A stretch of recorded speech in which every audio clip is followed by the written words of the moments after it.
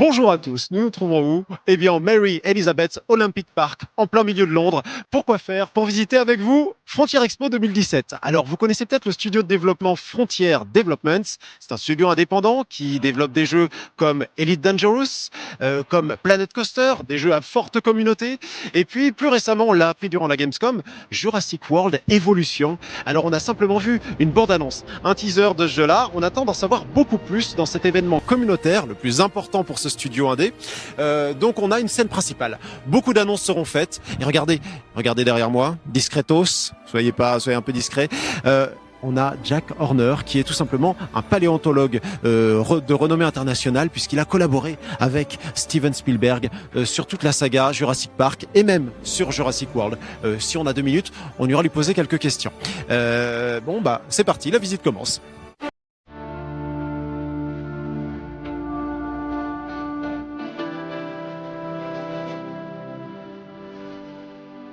Today is the first Frontier Expo. I mean, there's been a great build up to this, but it's great to be here, showing off all 3 games. Got a lot more to come later, so this is before the 5 o'clock reveals of the new game content. But a lot of people have worked really hard to make this event happen, and I'd like to thank them. But I feel great. It's such a friendly event.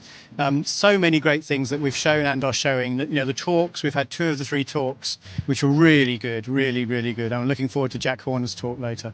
So overall, fantastic. Parmi les jeux présentés dans ce Frontier Expo 2017, évidemment, Elite Dangerous. Alors, on a connu la version 2.4, la dernière du Season Pass qui s'appelait Horizon. Cette version 2.4 voit arriver, le retour des Targoïdes qui ont des vaisseaux huîtres, vous le voyez, ou des vaisseaux fleurs, selon les interprétations, qui sont devenus extrêmement menaçants pour la communauté qui essaye de s'organiser sur les forums pour essayer de les repousser. Ça n'a pas l'air évident. Donc, on attend d'en savoir beaucoup plus sur l'après Horizon, quel va être le contenu de ce que nous prépare Frontier pour Elite Dangerous. On va le découvrir dans quelques instants.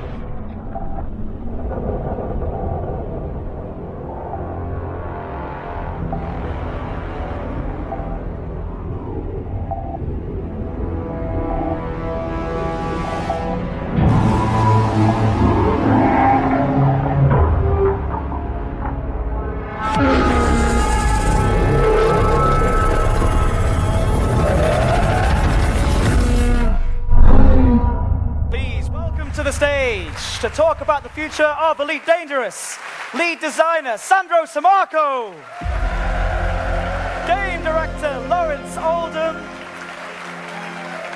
and art director Chris Gregory. The last update that we've released for Elite Dangerous was 2.4, The Return. And this brings back iconic sinister aliens known as Thargoids that are part of the Elite canon, the Elite lore. And turns out they're still just as unfriendly today as they were when we last encountered them.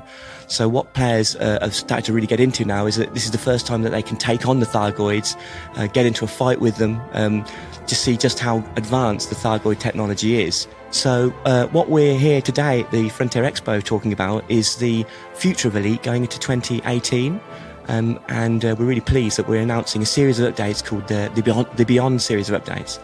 So these are going to focus, there's going to be a couple of large updates and some smaller content updates between them. So it's a new way of delivering content.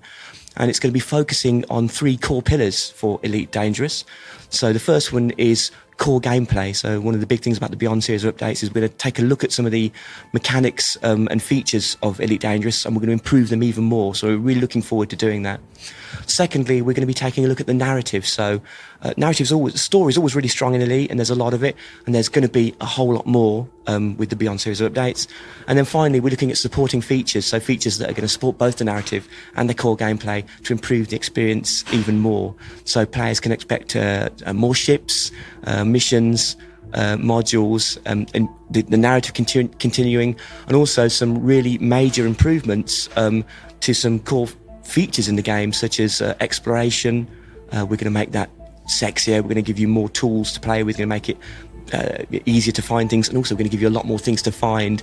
And mining, we're going to make mining more interesting, put some jeopardy in there, strike it rich with some big bonanza payouts.